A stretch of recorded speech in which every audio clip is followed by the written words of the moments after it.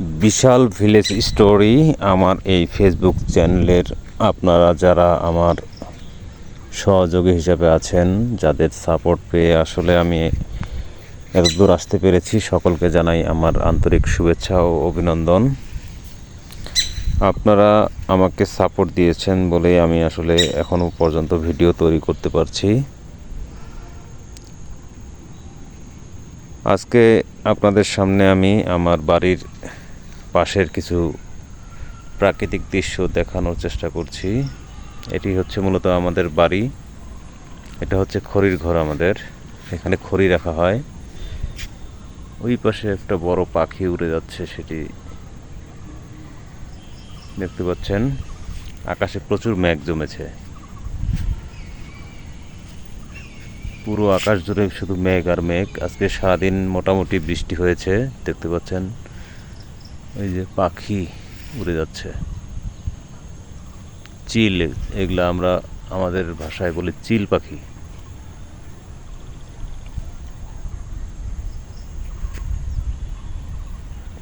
সন্ধ্যার ঠিক আগ মুহূর্তে আমি ভিডিওটি করছি। দেখতে পাচ্ছেন এই পাশে একটি পেয়ারা গাছ, সাথে একটি কলা গাছ আছে। এদিকে দেখতে পাচ্ছেন পাখিটি উড়ে বেড়াচ্ছে আহারের খোঁজে। আর আমার সামনে দেখতে পাচ্ছেন আমন ধান,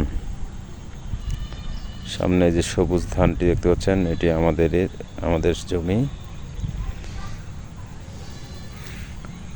ওই যে দূরে দেখতে পাচ্ছেন নেট, এটি হচ্ছে আমার খামার ঘর, হাঁসের খামার।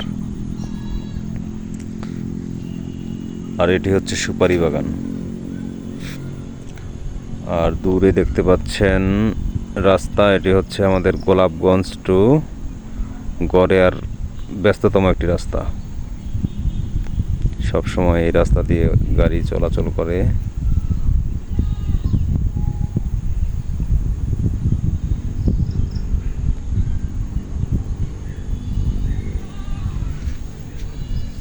এদিকে তাকাবেন শুধু সবুজ আর সবুজ। প্রকৃতি অনেক সুন্দর আমাদের এদিকে।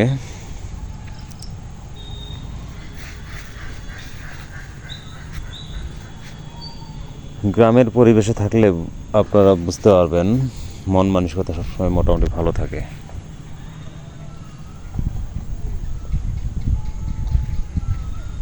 এই গাছটি দেখতে পাচ্ছেন মেহগনি গাছ, এই গাছটি আমার নিজের হাতে রোপণ করা। গাছটি অনেক বড় হয়ে গেছে এখন। তার পাশে কাঁঠাল গাছটি, এটিও আমার হাতে রোপণ করা। এখানে আশেপাশে যে গাছগুলো দেখতে পাচ্ছেন সবগুলোই মোটামুটি আমার হাতে রোপণ করা। এই যে শিম গাছ,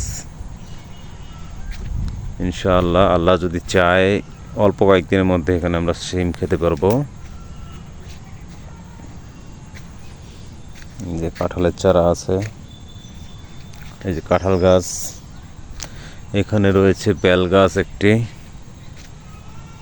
এই বেল গাছটি আমার নিজের হাতে রোপণ করা, খুব যত্ন নেওয়া। পাশে আরেকটি কলা গাছ, পেয়ারা গাছ। গ্রামে থাকলে এক সুবিধা,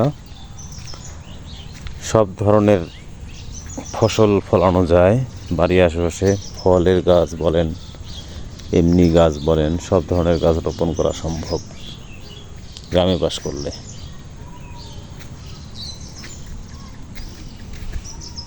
পানির মধ্যে এগুলো কি আপনারা বলতে পারবেন?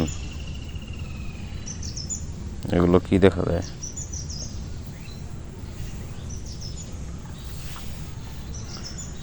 সামনে লিচু গাছ, এটা একটা দেখা যাচ্ছে, আমরা দেখতে পাচ্ছি লিচু গাছ।